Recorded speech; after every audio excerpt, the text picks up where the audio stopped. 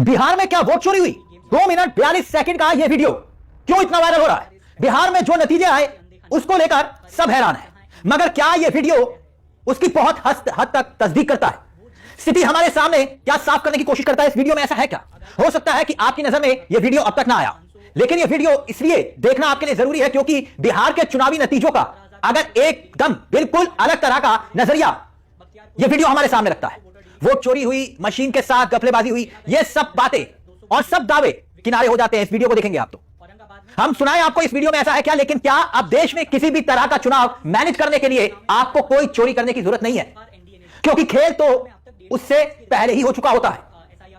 देखिए जरा ये वीडियो देखिए। कांग्रेस पार्टी के समर्थक है सरल पटेल, उन्होंने 2 मिनट 42 सेकंड का ये वीडियो शेयर किया है और बड़े बाखूबी अंदाज से गौर करिएगा आप इस वीडियो में, देखिएगा सुनेगा तो पता चल जाएगा। सरल पटेल ने बहुत सरल शब्दों में समझाते हुए कि कैसे जहां जहां एसआईआर में वोट डिलीट हुए हैं वहां वहां महागठबंधन का जो डिफीट है, जो हारा है महागठबंधन, उसमें और एनडीए की जीत में कितना मार्जिन का फर्क है, हल्का सा।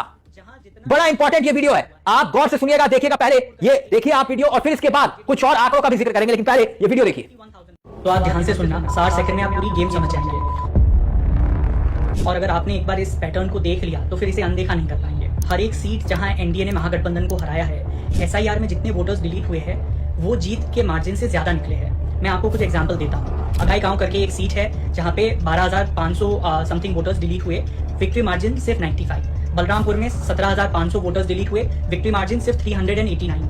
बख्तियारपुर में 9,200 वोटर डिलीट हुए, विक्ट्री मार्जिन 981। बेलागंज में 15,200 वोट डिलीट हुए, विक्ट्री मार्जिन 2,800। औरंगाबाद में 18,500 वोट डिलीट हुए, विक्ट्री मार्जिन 6,700। ये सारी सीट्स पिछले चुनाव में महागठबंधन के पास थी और इस बार एनडीए ने जीती है। और मैं अब तक 150 सीट्स के रिजल्ट देख चुका हूं और एसआईआर से उसको टैली कर चुका हूं। ऐसी 5 नहीं 30 से भी ज्यादा सीट है जिसमें यही पैटर्न नजर आता है। और सुनिए, I have not come across a single seat जहां पर महागठबंधन जीता हो, लास्ट टाइम वो सीट एनडीए की हो और उसका विक्ट्री मार्जिन डिलीटेड वोटर से कम है। तो क्या ये सहयोग था या ये प्रयोग था? ये बिल्कुल सहयोग नहीं था। इसमें आप फर्दर डिग करेंगे तो एक और इंटरेस्टिंग पैटर्न निकल कर आएगा। जहां महागठबंधन जीत भी गया है वहां मार्जिन गिरा है जहां जितना डिलीशन सबसे ज्यादा हुआ है। फॉर एग्जाम्पल ब्रह्मपुर करके एक सीट है, लास्ट टाइम आरजेडी के शंभुनाथ यादव जीते थे यहाँ से 51,000 वोट से। इस बार उनकी विक्ट्री मार्जिन वो गिर के 3,000 हो गई और एसआईआर में यहाँ पे 16,000 वोट डिलीट हुए थे। उसी तरह आप देखेंगे विभूतिपुर करके एक असेंबली कॉन्स्टिट्यूएंसी है, लास्ट टाइम सीपीआईएम के अजय कुमार यहाँ से जीते थे 41,000 वोट्स के मार्जिन से। इस बार उनका विक्ट्री मार्जिन गिर के 10,000 हो गया है और यहाँ एसआईआर में 11,000 से ज्यादा वोट डिलीट हुए हैं। तो फॉर्मूला सिंपल है, जितना डिलीशन उतना एनडीए को फायदा, जितना डिलीशन उतना महागठबंधन को नुकसान। तो ये जो हम पहले से कह रहे थे कि ये स्पेशल इंटेंसिव रिवीजन नहीं, ये स्पेशल इंटेंसिव रिगिंग था और ये रिगिंग हमारे सामने आ गया है, जनता के सामने ये पैटर्न आ गई है। अब आप खुद सोचिए कि क्या बिहार में ये चुनाव था या डेटा ड्रिवन वोट चोरी थी? पैटर्न और जवाब आपके सामने है। अब इस दावे और रिसर्च के बाद एक बात फिर से सबको हैरत में इस वीडियो ने डाल दिया है। वैसे ये वीडियो तो चुनाव के बाद डाटा जो इकट्ठा किया गया उसके बाद बनाया गया है। इसके अलावा बहुत से ऐसे डाटा है जो कांग्रेस पार्टी इकट्ठा करने का दावा कर रही है और 2 हफ्ते के अंदर बड़ा खुलासा करने का जिक्र किया जा रहा है।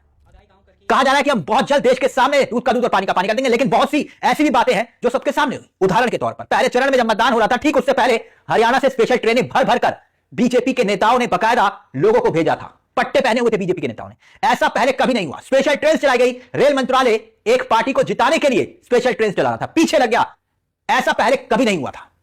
और वोटर टर्नआउट अगर आप देखेंगे, इसके पीछे क्या ये स्पेशल ट्रेन भी थी? यह सब कुछ होता रहा और चुनाव आयोग मौन रहा।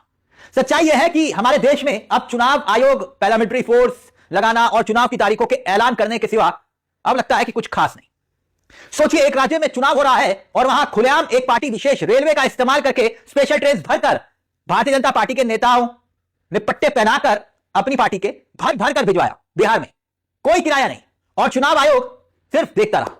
यह सब जानते हैं कि एसआईआर जब हुआ तब से ही लगातार सवाल खड़े हो रहे थे। बहुत से लोग तभी कहने लगे थे कि बिहार में अब चुनाव कैसे लड़ा जाएगा। कम से कम बिहार के चुनावी नतीजों ने कुछ नहीं तो एक बात तो साफ कर दी, विपक्षी दलों को जो बिहार में एसआईआर के बाद हुआ, अब पश्चिम बंगाल, केरला, तमिलनाडु में होना है एसआईआर। तो अब पार्टियों का काम बढ़ गया है। अब इस वीडियो से एक बात साफ होती है कि मसला सिर्फ वोट चोरी तक सीमित नहीं रहा। जो आरोप है, उन्होंने ना सिर्फ बीजेपी से चुनाव लड़ना है अब तो विपक्ष को, बल्कि एसआईआर के बाद पूरे के पूरे सिस्टम से लड़ना है। जो चुनाव पलट गया उसे देखना और समझना बहुत जरूरी है। अब हर कोई आकलन कर रहा है। फर्जी वोटर को लेकर एक लंबी शिकायतों का दौर चला, यह सबने देखा। आरोप यह तक लगे कि बीजेपी के कार्यकर्ता यूपी से, जो यूपी के थे, वो बिहार में वोट कर रहे थे। दिल्ली से है, बिहार में वोट कर रहे हैं। दिल्ली में भी किया, बिहार में भी किया, ये तो सबने देखा। दिल्ली में भी वोट किया और बिहार में भी वोट किया।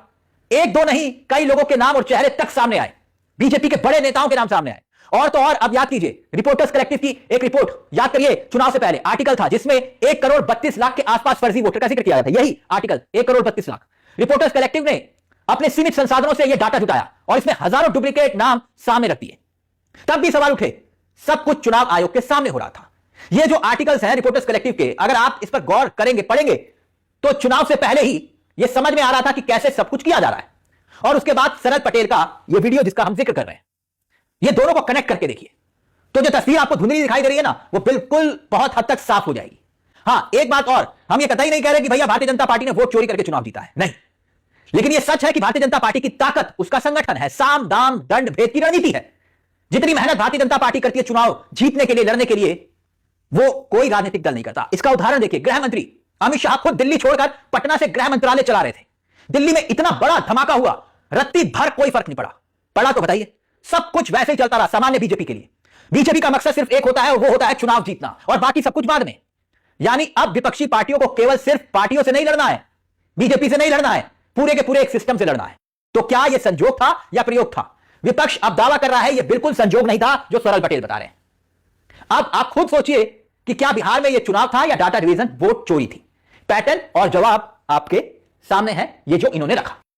इस पूरे मुद्दे को लेकर आपकी क्या राय है, हमें कमेंट बॉक्स में जरूर बताइएगा। मुझे तिलक चावला को दीजिए इजाजत। चलते चलते दरख्वास्त, चैनल को सब्सक्राइब जरूर कर लीजिएगा। यह मंच आपका है जहां पर कलम गुलाम नहीं। नमस्कार, जय हिंद, जय भारत।